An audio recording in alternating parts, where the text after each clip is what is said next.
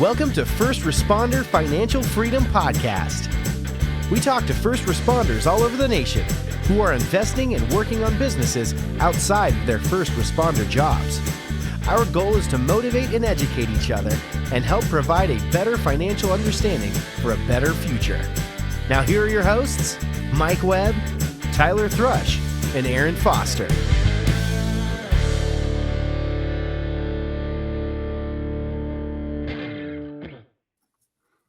First Responder Financial Freedom, episode 14 with Mike Coleman. So we got Mike Webb on here, Tyler Thrush, me, Aaron Foster, and Mike Coleman's our guy for the day. Mike Coleman is a lieutenant in the hood, a self-proclaimed ghetto firefighter. And he's into woodwork, he's into lasering, he's into carpentry, he is into guns. He used to do some teaching on guns, and for the most random thing, he does build outs for haunted houses, and looking to expand that. So I can't wait to kind of go down some of these rabbit holes because it's a unique blend. He's a old friend of mine. So without further ado, Mike, let's do this real simple. Where are you from, where you're at, and where you've been? So you got into the fire department in PG County back in the mid-90s, early 90s? December 1990, I joined District Heights. Okay. And I volunteered there for 10 years until I got hired by the city. So were you doing woodwork and stuff before then, or was like this was the fire department was first and then everything came after? So in the mid-90s, I was in college because, back then they were telling everybody college or die. And I got, kind of pushed into college. And I ran out of money. And I knew some guys working construction. So I dropped out of college and went to work construction and kept doing that until I got hired by DC. And once I had a little more room to move, I started getting more into woodworking. And the construction, at least what I do, the construction and woodworking tends to blend, especially when you start getting into like built-ins and farmhouse furniture and things like that. Such a small world because my neighbor who I did carpentry with when I was a kid that worked side by side with Mike, he's since passed away, God rest him. But it just shows how small of a world it is. So after you got in the fire department, were you like, 100% fire department from here on out, or do you like, okay, let me look at other aspects of it, and where can I focus my attention? Can I start getting back into carpentry? What kind of carpentry were you doing? Once I got hired by the fire department, it's what I always wanted to do. If you go back to when I started as a volunteer, like 3 days out of high school, we had a drowning rescue. I was 17 years old. And we had a kid who'd been underwater for 10 minutes. We got him up. We got him out of the water. We started CPR. He started breathing again. We took him to the hospital. It was a good save. We got awards for it and stuff like that. And at that point, I never want to do anything other than be a firefighter again. Because I came up, around guys in the job who always work part-time. And I got into construction. I just sort of stayed in it. Once I got hired by DC, I had my own home improvement company for a little while. But that end of it was too much work trying to, ride a fire truck and do the construction and keep up with the admin side of it and the, licensing, insurance, billing, sales, all that. And so I scaled it back a little bit and went to work for a handyman company and then a cabinet company. And the cabinet company sort of transformed into the woodworking stuff because as I started picking up more tools, there's more things I could do. Yeah, I'm the same way. Like it's one of those things like you figure out like, okay, I like this, and where can I transition this into for the next facet of my life? So like we've done, like I know both of us have done a lot of furniture building, whether it be the farmhouse tables when that got popular, or like redoing furniture and buying stuff at thrift stores and then redoing it and turning around and flipping on Facebook or Craigslist.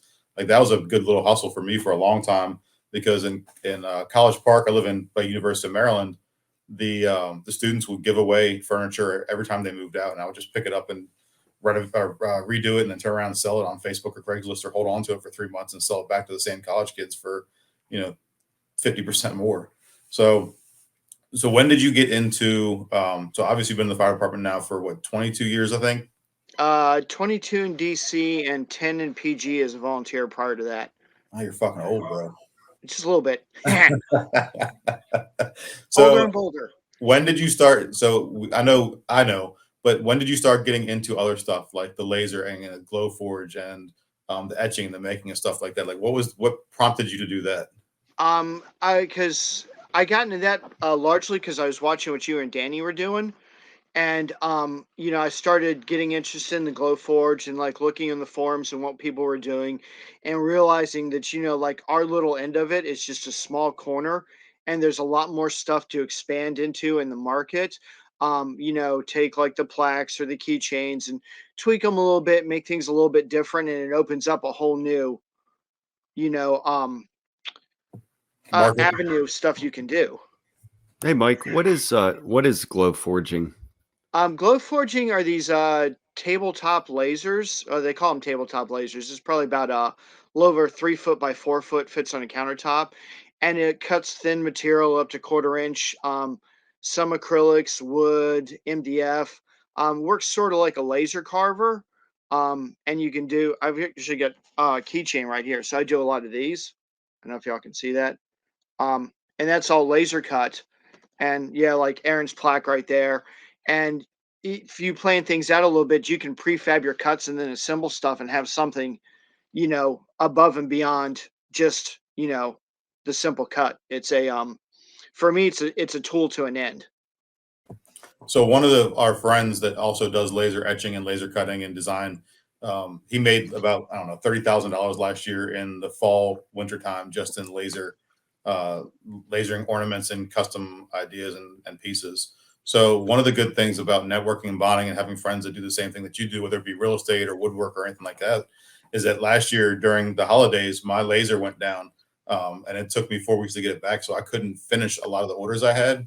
So I just kicked them over to Mike and Danny. And if I didn't have wood or Danny didn't have wood, I'd go to his house. He'd come to my house. We just share materials to complete our orders. And that's a big thing in any aspect of it, whether it be real estate or woodwork or something else, is we have the ability to share ideas, share abilities, and then we can share materials. I mean, it's just we just want to see each other survive and thrive, and that's kind of what the whole goal of the group is. I know it's heavily focused on real estate, but for you and I, like woodwork is another one that we can just share.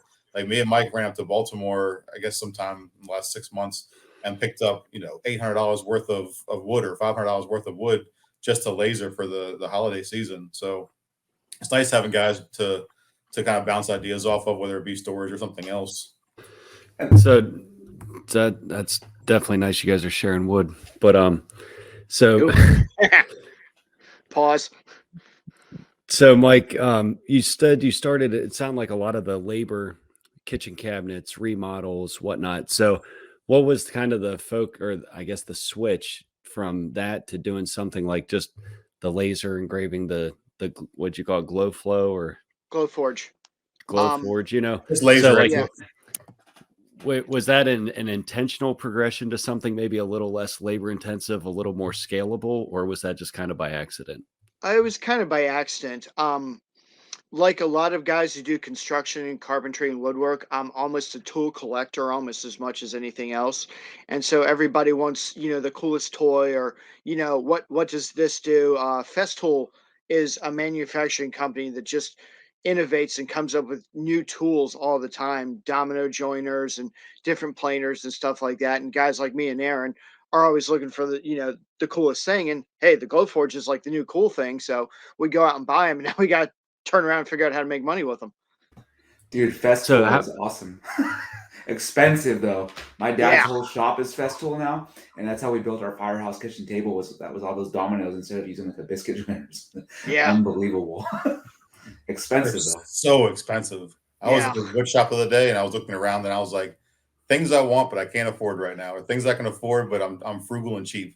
Dude, he's been finished his whole life, and he never would spring for it. And now that he's retired, all of a sudden I open the garage and it's like, sponsored by Festool. Yeah. So Festool, if you're listening to this, we could use a sponsorship for some of the woodworkers out here. I'm just saying. So it is. I don't know anything about that world other than I know at least 24 firemen that are making flags, chairs, keychains, plaques, all that stuff. So I just think it's kind of a neat phenomenon. What's that? Cornhole boards. Cornhole boards, cornhole yeah. boards. Yep. So like I totally see it as something that's scalable, and I almost see it as like there's a guy I know down in DC that makes well, actually he made this sign over here. I don't know if you can see it, but he he was running into like you only have so much bandwidth to make stuff like that. So kind of like what Aaron said, Right. it'd be kind of neat, like almost if you had somebody that just did the front end. And Mm-hmm. to Mike's point earlier, like it was too much to do the firehouse, too much to do the admin, too much to do the actual work. If you just had like almost like a conglomerate of like, or maybe not a conglomerate, like a co-op rather of like 6 to 10 of these firefighters making this type of stuff. You have somebody on the front end taking the orders, somebody on the back end doing all the admin. And these guys, as they have downtime, are just pumping these things out like a little sweatshop, Oh Well, yeah. It's one of the like, things I you learned you last could year is that's how my head goes. It's like, how do we scale that and not just trade one job for another? But it sounds like you guys really enjoy it and like almost nerd out over the tools and stuff, which is cool because you know I need a hobby like that. Yeah. your hobby is flipping houses. But Mike, Yeah, like so that's not a hobby, man. That's like a drinking sport. Mike, so how'd you I know so you've been into this about a year now, like laser etching, and you've kind of gone a different route than me and Danny have. So Danny's doing a lot of covers and ornaments. You're doing keychains and like helmet fronts now. You're doing color. You're also doing screen printing for t-shirts. Like what's your goal? What's your game plan for the next going into stuff? So my goal is I'm trying to stick with I almost hate to use the term low hanging fruit, but try to go with like stuff I can produce fast that's impulse purchases. So people don't always have $300 for a flag or $100 for a plaque or something like that, but they might be willing to drop 20 for a keychain or you know 40 for a new shield front or something like that. Try to get stuff that people are interested in impulse purchasing, that I can turn around quick, that I can sell quick, um, just for movement. How about scalability? Because for me, like I ship out some stuff sometimes.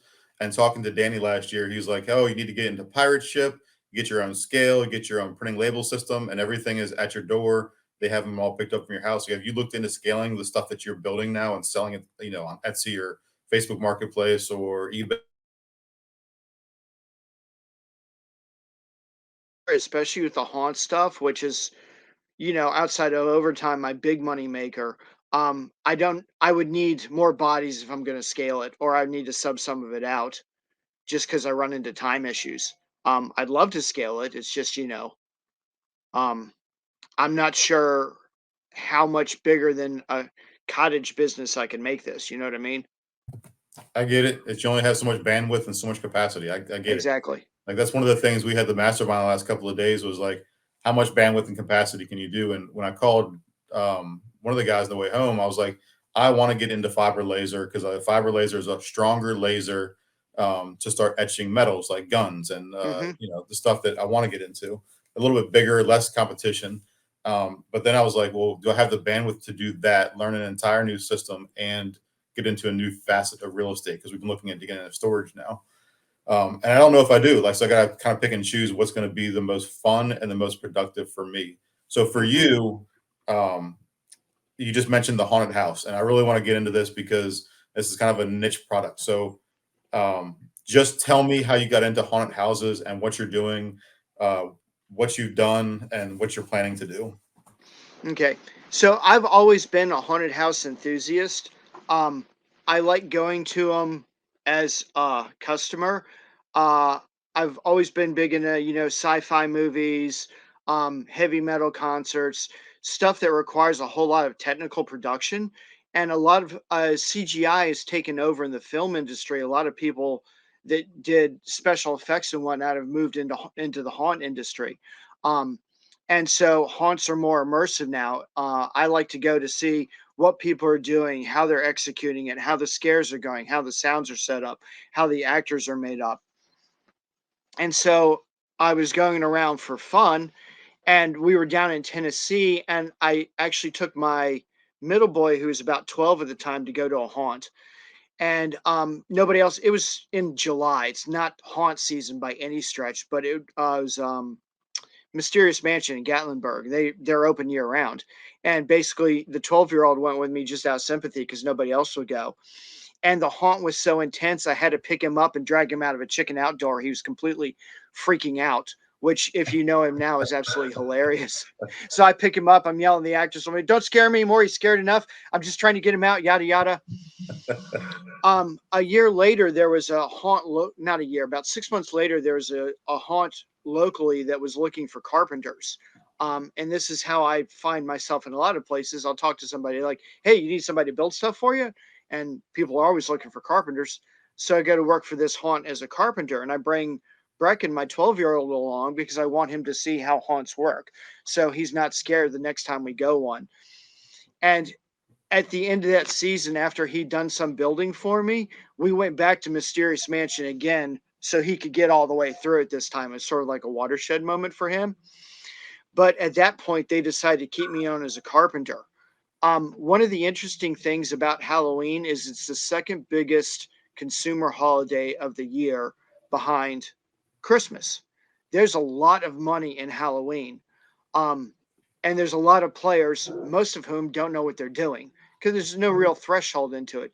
Anybody can set a haunted yard up in their front yard. Anybody who can pass fire codes can set up a haunted house. But trying to find a carpenter who knows how to build and some haunt designers who know how to design and pull one off, the threshold becomes much further to get into. And so that's where I'm at now, working for professional haunts, doing things like that. Rich Blankenship, you used to work for him in Laurel Haunted House. So Rich, he leased out a movie theater and turned it into a haunted house, and then looked at restructuring and putting it as a couple other items in there. But from there, I want to go over that because that's real estate based too. Because he's, instead of buying the space, he leased the space for an exorbitant amount of money, and how he structured the lease deals. But then you also have a guy who's doing build outs down, I think it was North Carolina, where he focuses on his like YouTube clicks to make money. So let's get into that a little bit. Okay, I've got to be careful about the YouTube guy because we've got like some insane NDAs with him. But so yeah, I was working for Rich. He's got an abandoned had he's unfortunately since passed away, but they were renting an abandoned movie theater up in Laurel. And because it's a movie theater, there's a limit to what sort of retail space you can put into it. And so the first year I worked for him, I basically did repairs. And when he decided to bring me on full time, we gutted the haunt, like 5 of the 6 theaters, and turned it into, haunted attractions. And that year we didn't have time to do anything with the 6 theaters, so it just kind of, set. And we got into escape rooms after that. And so we turned the 6th theater into an escape room complex. So the escape rooms ran all year, and then the haunt ran essentially 2 months out of the year. But they moved so many people through the haunted house that they could afford to pay the rent for the year plus employees and everything else just in that little 2-month window. So pre-COVID, well, let me go back. So when I first met my wife, I took her to the haunted house, and you took us through a walkthrough, and she got so stressed out and so scared, she started getting a bloody nose like as soon as we went through. So like, good job for you. Thank Sorry to my wife. you. So she won't go back there now, even though we were getting like escorted through, and it wasn't like Mike was showing us how this is built, how this is put together. She still was freaked out. So you did a hell of a job. Thanks.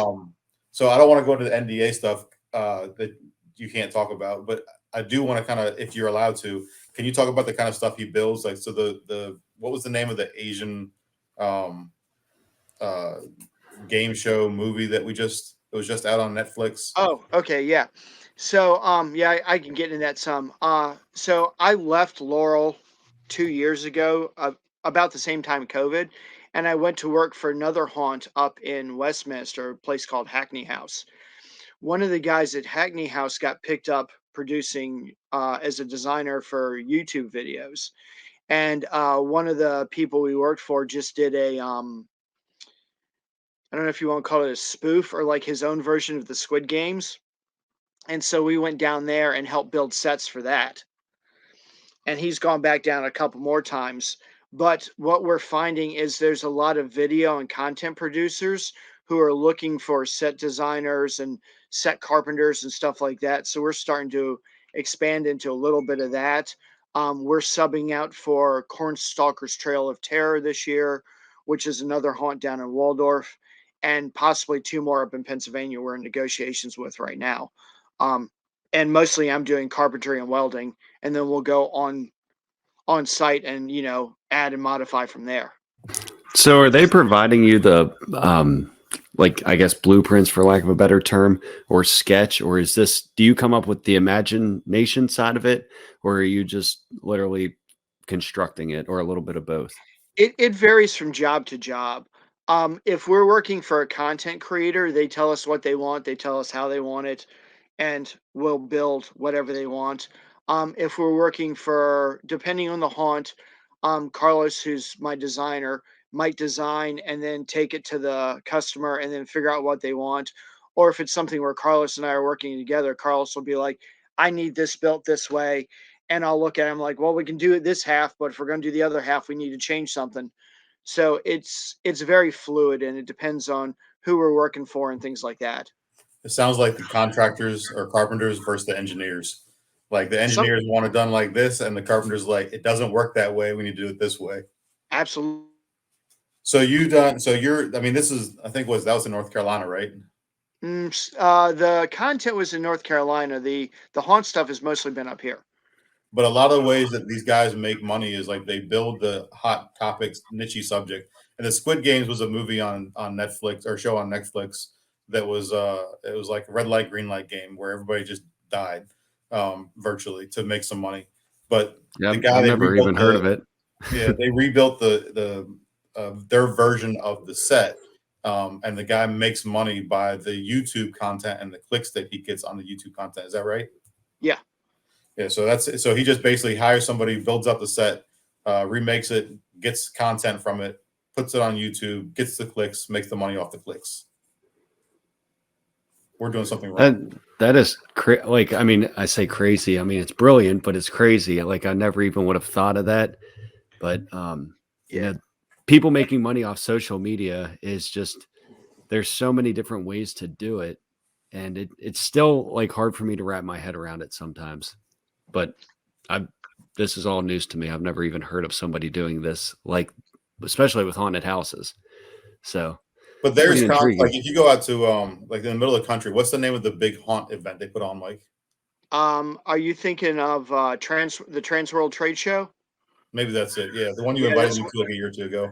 Yeah, that's one. The Trans World Trade Show is it's a haunt convention for professional haunters, and there's a lot of money that goes to that place in St. Louis, and it's about 4 or 5 days of just complete insanity. But then there's a couple smaller ones like the Midwest Haunters Convention, Texas Terror Con, that are geared more towards home haunters. That does very similar stuff to what we do, except at a lower price point. Because, Bobby, who wants to set up a home haunt to scare his neighborhood kids, doesn't have $15,000 to put in an animatronic, but he might have $1,500 if it's really cool.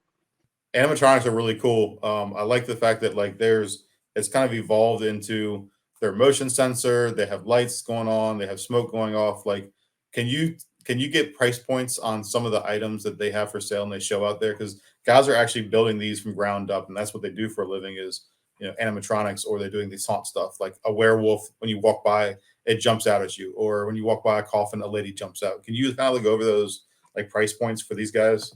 I can a little bit. Carlos is better on that than I am. But you can start, even if you look at like Spirit Halloween, they've got their little jumping spiders and whatnot. That's, essentially spring loaded with an electric motor that rewinds the spring for about $200. And some people set 2 or 3 of those up in their yard, till you get to like stuff that's been built, like by like Stan Winston Studios, which is a big Hollywood outlet. And you can get, $700, $5,000, $15,000 for like really large animatronics. It varies, and a lot of them are, chicken wire and EMT tubing with some pneumatics on them, or a couple of pistons welded on them, things like that. It can go. I mean, the sky's the limit depending on what people are willing to spend. I knew a guy who bought a repurposed headless horseman model that was on a horse that reared its legs up in the air. He got it for $15,000. They used it for one night at a Halloween event at the Playboy Mansion, and then they just got rid of it. And he had it sitting in his garage.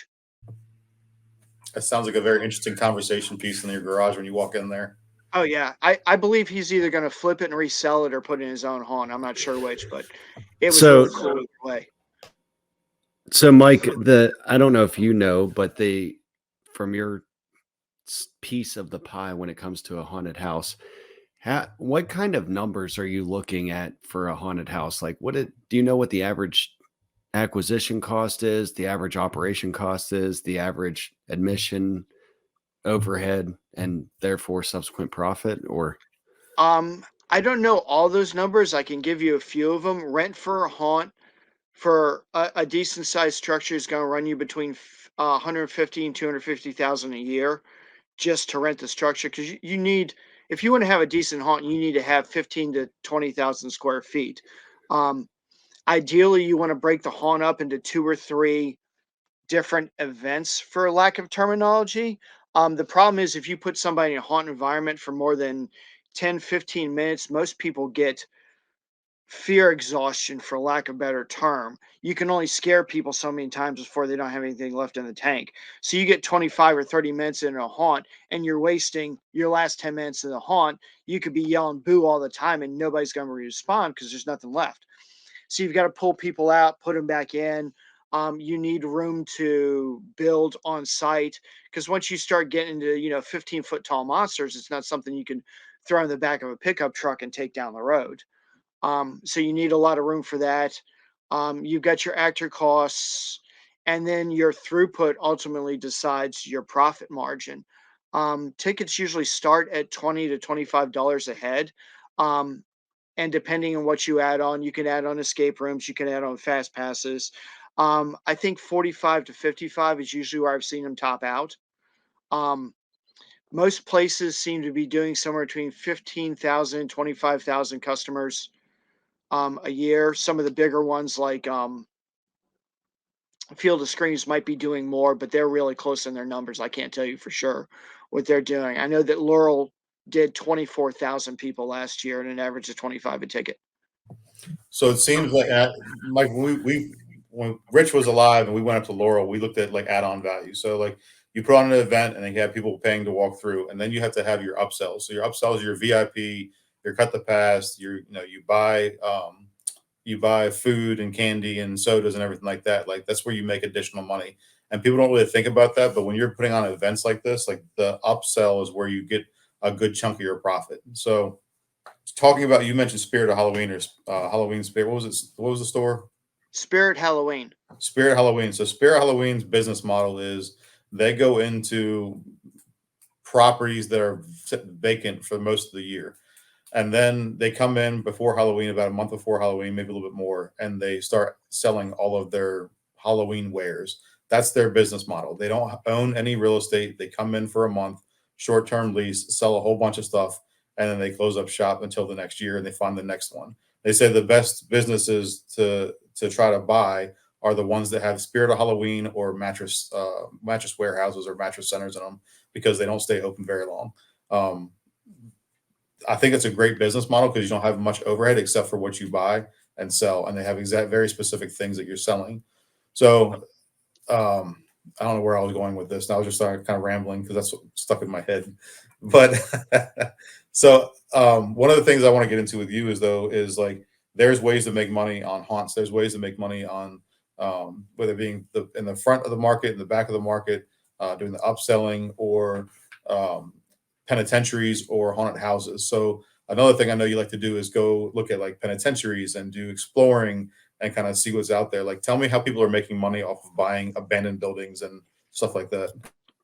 So the penitentiary is an interesting one. I know a guy who owns a penitentiary up in Pennsylvania. Surprising, I started working for him because he needed a carpenter. And so what he does is he bought this abandoned asylum / sanitarium / prison in Pennsylvania, and he runs a hydroponic grow farm in it. So they grow hemp, they grow lettuce, they grow strawberries, stuff like that, in one of the old prison buildings. And he's got this entire, complex that he's since what's the word I'm looking for? Rezoned into historical, because some of the buildings go back to the 1800s. And there's a hobby called urban exploring, which is where what I'm into, and a lot of people are, where they like to go through and photograph old abandoned buildings. And what he does is once a month he opens his complex up, except for his grow farm, for abandoned explorers. And for $10 an hour, you can wander around and signing a waiver, you can wander around the building and take pictures of whatever you want. Um, it makes him money, and it cuts down on the number of people actually trying to break into the place, which is one of the issues with urban exploring, is trespassing. So he keeps the trespassers out, he keeps the vandals out, and he makes more money doing that. He'll open the venue up for photographers.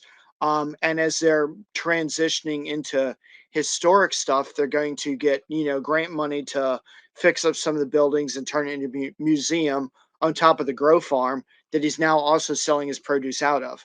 So he's just turning it into, I wouldn't call it a money making machine, but he's definitely getting everything he can out of it. You guys have some interesting friends. I don't know a single buddy that owns a penitentiary, let alone has like an organic grow farm in it. Yeah. So why don't you? I was thinking something else, but you said produce. Yeah. They can't grow that in Pennsylvania yet, Okay. but that's been discussed. They are growing hemp currently too. Okay. That'd be a great branding and marketing approach. Like if you were growing like medical marijuana in a penitentiary, I could just think of all the different branding opportunities there.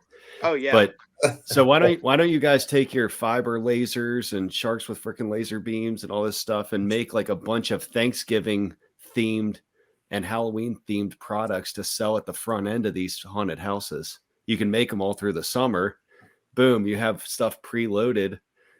Put it up there. These little keychains for $5, a little plaque with the pilgrims on it for 20, and like Right. then you have your thing like, hey, contact me for custom work. If we could figure out how to make money off of it, we definitely would do it. It's just like most of our stuff is fire department related and police department related. It seems like, I mean, we do other stuff like Christmas ornaments. I know one guy made $30,000 in Christmas ornaments last year. So why don't we find somebody to make these for us then, and we'll just open up a shop at the front selling hot chocolate, apples, or what do they call it, pumpkin spice coffee and stuff. We'll be selling keychains and pumpkin spice shit out the door to these people coming to the haunted house. Oh yeah. So t-shirts are big sellers at haunted houses. I've actually got a t-shirt printer. I gotta wait till we get closer to haunt season before I start cranking shirts out, but that's on the list also. So Mike's like me. Like Mike has shiny, actually all of us, he has shiny object syndrome, where it's like, let's make t-shirts, let's make hats, let's get a laser engraver, let's do woodwork, let's do haunts, let's teach people how to operate guns properly. So that's my next thing I'm gonna get into, because I don't want to beat the haunted house stuff to death just yet. But I do want to talk about, like, you got into tactical firearms. Like, how did you get into that? I got into tactical firearms because I was always been a shooting enthusiast since I was a little kid. And you go out on a square range and shoot a target standing still, and you think you're a pretty good marksman. And then you get out on like an IDPA range or like a competition where you've got to shoot multiple targets and move, and everything just goes out the window, and you realize you don't know anything. And so I took a couple of training classes, and this is another one like your home haunters, where the threshold to get in to be an instructor is almost nothing. The NRA basic pistol class is an 8-hour class, and suddenly you're an NRA instructor. Boom. And like, once you take the class and you shot with some people who know how to shoot, you realize that this class ain't doing much of anything. And so I went and I took some more serious classes. I trained with some guys in Pennsylvania. I trained with a couple of guys from Blackwater. They weren't Blackwater at that time. I think they were Academy, because that place has changed its name 20 times. I actually trained with Larry Vickers, if you guys know who he is. He's a Delta Force guy that did Tactical Impact on the Outdoor Network, and started learning some more stuff. And then for a while I was out teaching not necessarily more advanced pistol skills, but more thorough pistol skills than just, lining your sights up, putting it on a target and pulling a trigger, but, teaching people what to do if the gun doesn't work properly, and how to, reload and fix problems and change magazines and things like that. So I know for a fact that you've on calls that you've taken pistols off of people on scene after like a shooting or a homicide or a BD or B&E. So it kind of depends. So it's a good trait to have to know how to Hmm. handle guns. Whatever. I'm a big 2A guy. I know you are too. I think most of us are Yeah. in first responder world because we see so much guns and violence. We should know how to handle ourselves. But that's another conversation for another podcast. Yeah, the line's not sheep when they're like Tyler's repping. Yeah. So, so to transition that, so when I had the property in West Virginia, I had a guy come out because I was going to try to see if we can do some like shooting classes there. So one of the companies that of guys I know who do shooting classes, I asked him if he'd be interested in coming out there and doing survival or do something like that, and he's actually like, no, I don't like your backdrops for the property, so I would rather do survival classes here instead of shooting classes. I ended up selling Hmm. that property anyway. So, but I mean, you go out to West Virginia and it's like one of the old, out by Mike where he has properties. There's one of the longest ranges in the I don't know middle East Coast to shoot at. So if you want to actually hone your skills, like there's very few places you can go. But for pistol ranges, like there is a lot of regulation. I got one friend of mine who's looking at dropping a couple $1 million just outside of DC and having an active pistol range like that. But the county is standing in the way because they're uber liberal and they don't want to have guns because guns are scary, even though there's a lot of gun crime in the area. Again, that's another podcast for another day. But so we've done the haunts, we've done the shooting, we've done the fire department, we've done the woodwork, we've done the lasers. So Mike just bought his first short-term rental, long distance investing, just like Tyler does. So Mike lives in between Maryland and Baltimore, just like I do, but he's buying in Amarillo, Texas. Yeah. So I picked up I came in some money as my divorce settlement showed up, and the market around here is so steep I couldn't really get as far into anything as I wanted. My girlfriend lives in Amarillo, so I spent a fair amount of time out there. And so I started looking around out there, and while the money didn't go very far around here, it would pay for half of a house in Amarillo. So I went out. That's kind of a no-brainer. Went out, put the money down for half of a house, and now it's just about up and ready to go. And I've got her out there to, give me a hand, take care of stuff. I've got a property manager, so that makes it a fairly smooth transition. How did you pick Amarillo? Like the market that's in Amarillo. How'd you pick it? Like, I don't know. So is Amarillo a big city? Is it a small city? Are you going to do short-term rental? Are you going to do nurse housing, long-term rental? What's the game plan? So Amarillo is a probably by our perspective, a smaller city, though it's a larger city in Texas standards. It's got a population of about 250,000 people, but it's a travel hub, sort of like Breezewood, Pennsylvania. There's a couple, two or three interstates that come through, so it's a big spot for people, to stop to get dinner, to spend the night, stuff like that. So I'll be doing a short-term rental there, um, because it's the one that will offer the most turnover. If the short term It's will also be available for long-term rental, because there's 2 hospitals out there that rely heavily on travel nurses, and, the Pantex facility is also out there, which is the only facility in the country where they disassemble nuclear weapons, and they use a lot of travel engineers and stuff like that. So, there's a lot of I don't wanna use the word transient, but a lot of movement for, workers coming to and from the area, and having a house rental is, prime market for that. I agree. I mean, we talked about this when we first got it, I think, or when you first got it. I think it was a great use of the money that you got from the sale of another property. So now you have an asset that you're finishing up, hopefully in the next week or two, or month or two, or it always takes longer to find the contractors out there to do stuff, just like any other place right now. It's a mess. But so once it's done, you have your girlfriend out there. She's going to keep eyes on it. You have your property manager out there. She's going to keep eyes on it. You're probably going to move out there in 2 or 3 years. Do you plan on buying more? Absolutely. So again, so I've got my house here in Baltimore that I bought at significantly under market value, that I rehabbed, and just a little shy of doubled its value, or doubled its appraised value from the improvements I made on it. When I sell it, I will probably be able to buy 2 more rental properties when I move to Amarillo. So that'll give me 3 STRs if I'm living with a girl, which, is sort of the idea. I've got my retirement. I don't have an additional mortgage, and now I've got, 3 STRs to, pay for things. So if you do move to Amarillo, will you continue to do the construction, the carpentry, the lasering, and everything else, or are you going to like laser focus on the one avenue or one aspect of your past? I haven't decided yet. I'll probably, because of the way the city's growing, I'll probably still do, woodworking and lasering because there'll be a market for it. Um, I may stick with the haunt building end of it, depending on, what the market looks like out there, and if my partner wants to, build stuff and ship it on site, things like that. Um, Also, there's only 2 haunts in Amarillo, but with a town of 250,000 people, I don't know if they've got the client base to support a third haunt, or if it's even what I want to get into. So, the STRs in my retirement will be the base of it, and then anything else will be what I want to do just to kill time. That's nice retirement plans. Oh yeah. Find something to do in the summer to get out of that Texas heat. Yeah. So Mike and I were at a mastermind up in Baltimore this past weekend, and I was obviously posting a bunch of pictures and videos and stuff like that on the interweb and the Book of Face. So Mike Coleman texted me and was like, "Hey, would he be interested in doing a possible haunt?" Because of some of the space that he has there. It's he's got 80,000 square feet of warehouse space. 38% of it's rented right now as office, and then the rest of it's open. So how would somebody go about starting a haunt?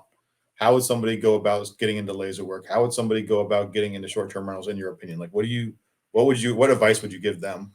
Yeah, what are you telling your rookies? So if you're getting into haunts, if you're getting laser work, save your money until you can afford a laser, and make sure you've got a plan for how you're going to make money with the laser. It's a relatively steep investment to get into, especially for somebody that doesn't have a lot of cash. So it's not something you want sitting dead in the water waiting to pay for itself. I generally limit like Eric said, or Aaron, I've definitely got shiny object syndrome. But when I look at shiny objects, the first thing I look at is how's this thing going to pay for itself? If it's not going to pay for itself, there's no point in messing with it right now. It's why I don't have a domino joiner. I don't do enough woodwork to justify one. Um, so if I was going to get a laser, what can I make with a laser for it to pay for itself? If you were going to get into haunts at this point, I would say find somebody who's got one and find what they need and what you can do for them. And don't show up going, well, I'll do anything, because as a guy running a haunt, and we run in this all the time, it's like, hey, I want to come work for you. It's like, okay, cool. I need people. What can you do? I can do anything. Well, that doesn't help me much. If you're going to come work for somebody, tell them, hey, I want to come work for you. I can be your set builder, or I can build your makeup artist. I can do it either faster or better than the other guy, or at least as well as the other guy. So there's some sort of, impetus to bring somebody on, because everybody, I've run into a lot of people who've been like, we'll do this, we'll do that. I'm like, okay, well, which part of it are you going to do? When does it quit being we, and what are you bringing me into the equation, if that makes sense? I used to work for one of the years ago, worked for a paintball facility. And the guy who ran the paintball facility used to tell me, it's like, people will bring you the deal of the lifetime every day. And, everybody's got some great scheme, but no muscle to it. So if you're coming to somebody with a proposition, you need to be able to have, the ability to back that up. So if you want to work for a haunt, what work are you going to do, if that makes sense? I mean, I agree. So the execution of your idea is, everybody has $1 million idea, but not everybody's willing to execute that $1 million idea. So if you don't have the gumption to move forward with the idea, then you're just wasting time and space. It's an opportunity that you're missing out on. Yeah. So I just had this conversation with a guy, Aaron, that we were talking with at the group with Ian. And he said, how many masterminds are you part of? I said, just one. And you said, yeah, that's the problem. I'm a member at like so many that I travel all the time. And I said, the reason I'm not really interested in joining a bunch is like you go there. And the first time I ever went to one, I just got completely overwhelmed with all the stuff that people were talking about. I left there with like 7 pages of notes and implemented probably like 2 of them. Not 2 pages, 2 things. So now when I go there, I'm just looking for 3 things. Not that I don't pick up other pieces because you're just getting peppered with good stuff all the time. But when I leave there, I want like 3 things to work on at a tactical level. So where this kind of comes into play is like we've talked about numerous things here: haunted houses, set building, flags, keychains, short-term rentals. And I think it's very easy just within the real estate space to get completely overwhelmed with wholesale, flip, rentals, this, that, pretty soon you're just in a whirlwind of terminology and ideas, and none of these matter. Like you just said, yeah, you have all these ideas, but if you don't take any of these ideas and just boil it down to like the one that you want to actually act on, they're just that. They're ideas and they're not going to move the needle whatsoever. Ideas don't move the needle, the action does. So like what Mike has said, he's got all these different things.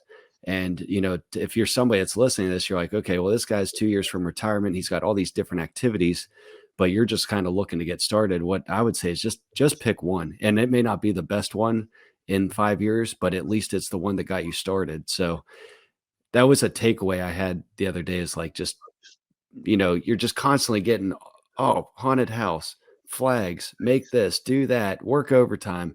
Oh, I'm going to start a mowing business. No, just pick something and go in that direction. Like if you're going to start woodworking and you need to purchase a laser that's $15,000. All right, well, let's incrementally work backwards how you're going to buy that laser, build the business, and just go that direction. So, you seem like you have a pretty wide variety of experiences. It sounds like a lot of it revolves around the entertainment, like paintball, haunted house, that kind of stuff, which is pretty neat because we've never talked to anybody that does that I'm aware of. I mean, I don't know anybody else that is in that world. Would you say that started out as kind of like the haunted house per se? Did that start out as something just because you were interested as an attendee and it transitioned into that? Yeah. So a lot of my hobbies and a lot of where I make my money is where I take the stuff I enjoy doing and I try to figure out how to make money out of it. And that's definitely how the haunt thing started. And it just took off. Nice, and that's what I mean. Just listening to you over the course of this, almost hour. That's what I've noticed is you taking your passions, you find a way to monetize it, and then it seems like it's lend itself to where you go down, one avenue, and then it leads you somewhere else, and it's allowed you to fund all these things that you are interested in. I think a lot of the time when I personally look at our first responder financial freedom group, is that everybody does like the firehouse table. Everybody has these great $1 million ideas, but nobody wants to like take that first step because I'm guessing, fear of failure. The other thing, number two, is a lot of them do it because of the capital restraints, like you mentioned with your laser. That's expensive. You don't have to start with the laser. You can go start mowing lawns, like Mike mentioned, until you build up that capital to get that laser. And then once Hmm. that laser is producing money, now you have 2 revenue sources, whereas before you had none.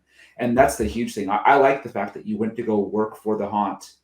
You got yourself in there. You took an existing skill that you had. You helped that person out while you learned an industry that you were interested in. And I know a lot of the time I'll get a lot of emails and stuff, even from my escrow officers in Boise, like, hey, so and so is just getting into flipping, or they want to do this. Can you talk to them? And you talk to them. Oh, I'll help you out. And like you mentioned, oh, what can you do? Well, I can do anything. Just let me know what you want to do. But like you mentioned, have a plan, execute it. If it doesn't work, that's fine. A lot of stuff I do fails. It's okay, but it's not fatal. It's that didn't work. Either try it a different way or move on and try something else until you find your thing. And like Aaron and Mike and I have been talking, we've been bouncing around stuff all the time in real estate, looking for that either that new thing or something that interests us now that we can go pursue. So the whole time I've been listening, I want to just say to anybody who's listening is I love the fact that Mike has been able to take things he's interested in, provide value, and then it's morphed into all these other opportunities. And it seems like, now with the new short-term rentals, you have a plan with that as well. Would you say that trying all these things with success has given you the confidence to continue to try new things, continue to push that envelope? Oh, definitely. It's when you try a couple things and it works, it certainly helps you build momentum to try the next one because the first two worked, and you also get the experience. So if you try something and it doesn't work at first, and you need to adjust it to make it work when you get to the next obstacle, or when you get to the next project and you run into an obstacle, you're like, oh, I ran into that problem once before, so I already know how to fix it. One thing I like is that like all your steps are actionable. Like everything you're like, okay, I can do this, I can execute it this way. Like you think two steps ahead. It's not like you're just rolling with the punches. Like you have a plan and you figure it the fuck out. Like once you get into it, you're like, okay, I can figure this out now. On to the next thing. And I like that. Like that's probably one of the reasons that we're friends is we both have shiny object syndrome and we figure shit out. But also like we also when in terms of lasers, I know you got into it after Dan and I did, but like you're like, okay, how do I make this mine? How do I make my money back? So I think you probably made all your money back on your initial investment for Christmas last year, right? Yeah. Pretty, So yeah. for me, like I looked at the cost of the product and I was like, well, let me just get on the basic level. At the time, it was $2,500. I'm like, I can afford that, and if it doesn't work out, I can turn around and sell it for about the same. But then I made tens of thousands of dollars off of a $2,500, $3,000, $3,500 investment. So I looked ahead of time and was like, okay, if I do this and I can figure this out, can I get to the next laser level, the next stronger power, and getting to the next objects like laser etching, like tools, or laser etching guns, or laser etching something else. So for you, like, do you have plans to get into bigger and expand upon each one of these items that we've gone into? Some of them I will.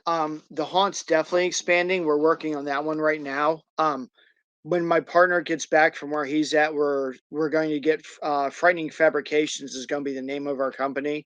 We'll go live on Facebook and the internet and start moving that one forward. Um, the laser's probably about where it's going to be, just again because of bandwidth issues and time.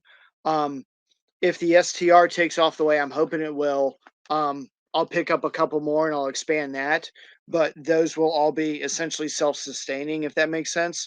Um, so some stuff expands, some stuff's just it's where it's going to be. Are you enjoying it all still? Um, yes.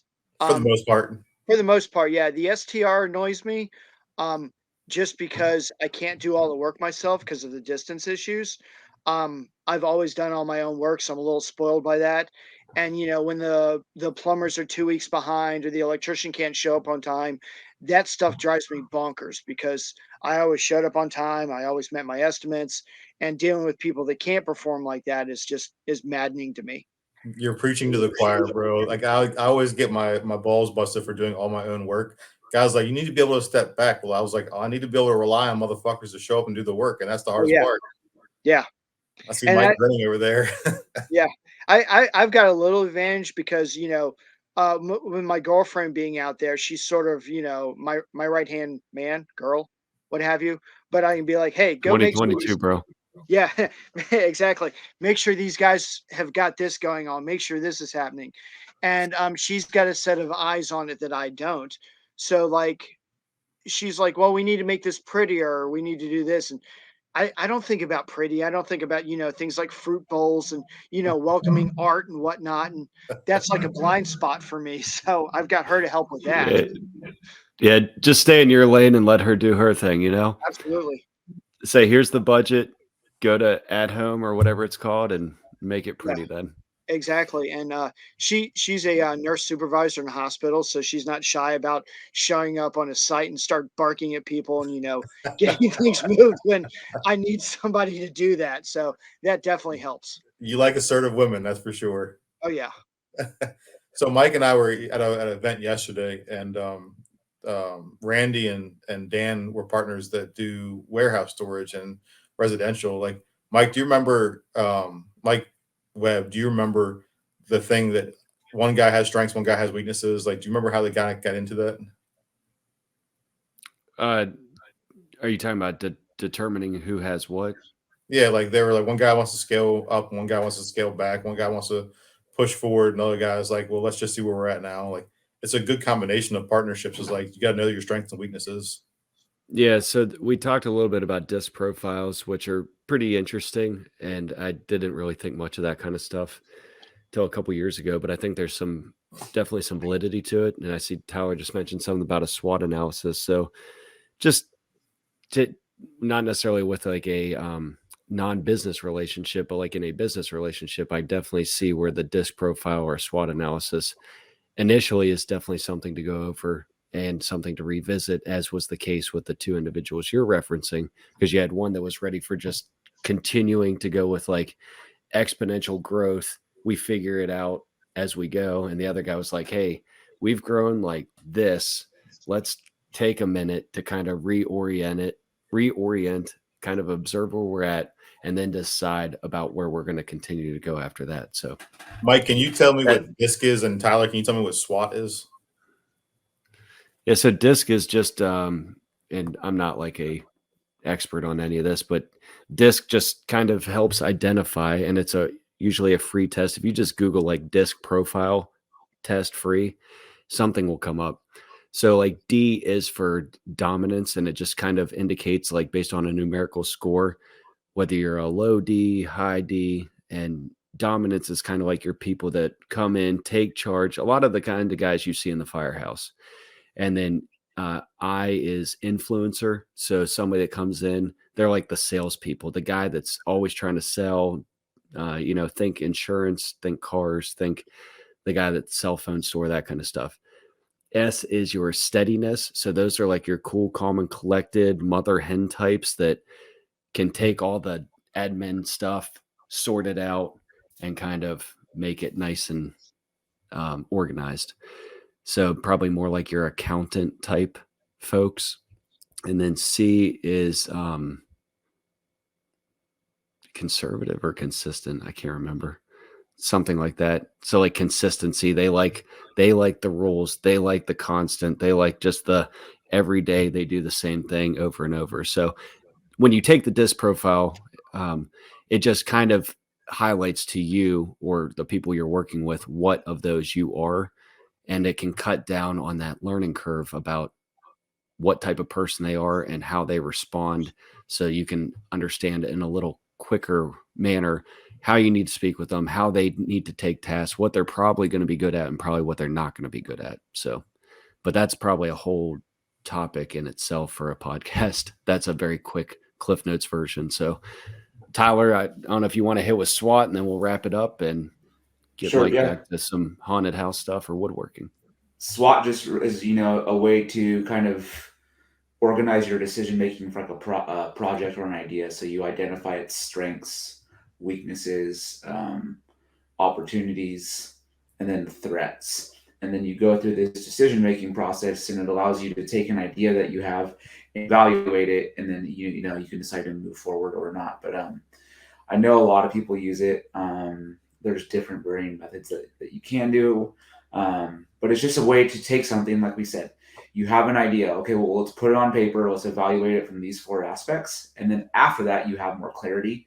And like I said, you can decide to move forward or not. And like Mike said, Aaron, Mike, we're all very high DI, I would imagine, very low SC. Yeah. Which is fine. And that's what most of us, most entrepreneurs are going to be high D, high I, low S, low C, which is why we don't like the admin tasks or going to ship everybody's projects. You like making the projects, but the shipping and stuff, you can do that with somebody else, at least in my opinion. Or like a podcast. We like the idea of hey, this is full credit. We love the idea of the podcast, but producing it, organizing it, getting the emails out, that's where we struggle. So, but we're here, we're doing it. We're moving forward. We're trying it out. It happens. That's the whole thing. All right, Mike, I got 2 questions for you. Did we miss anything you want to go over today? Not that I can think of. All right, so I got 2 questions for you. So everybody has a motivation of what drives them to succeed and move forward. Like, what is your motivation? To do cool stuff. That's knowing you and the conversations we've had, it's a very accurate answer. Like, but other than your kids, just moving forward, you just want to do cool shit the rest of your life. Yeah. So one of the first times Bill, my business partner, and we were in an Uber in Texas going to a meeting, and I don't know how it came up, but they're like, well, what's your goal? And I said something along the lines of to do cool shit and travel around the world with people I like. And that was like 4 or 5 years ago. And we still joke about that. I'm like, hey man, my goal is just to travel around the world and do cool shit. So accurate. I can relate, Mike. All right. The second question I have for you, if you can go back and give your younger self life advice or advice in general, what would that advice be? To get rid of the people that are, well, maybe not get rid of, but not listen to the people who didn't want to take risks so much. I spent a lot of time not moving as far and as fast as I could have because I let dissenting opinions hold me back. And the other thing is I'd probably start Brazilian Jiu-Jitsu in my 20s. So Mike does a lot of wrestling around the floor with men. I don't judge him for it because I don't want him to wrap me up in a pretzel. So again, it's 2022. There's no judgment here, buddy. And you were sharing wood, man. Yeah, we're sharing wood. Yep. Sword fighting. Just don't make eye contact, right, Ty? That's it. All right. So any train of thought I just had went out the window because I'm fucking 10 years old. So guys, this is episode number 14. Mike, I'm sure I'll talk to you later on the day or tomorrow. Thank you for being on and spending an hour with us. Thank you for having me. Thank you, buddy. First Responder Financial Freedom. This is episode 14 with Mikey. I like being a ghetto fireman, Coleman. See you guys. Thanks, Mike. Have a good one. Thank you.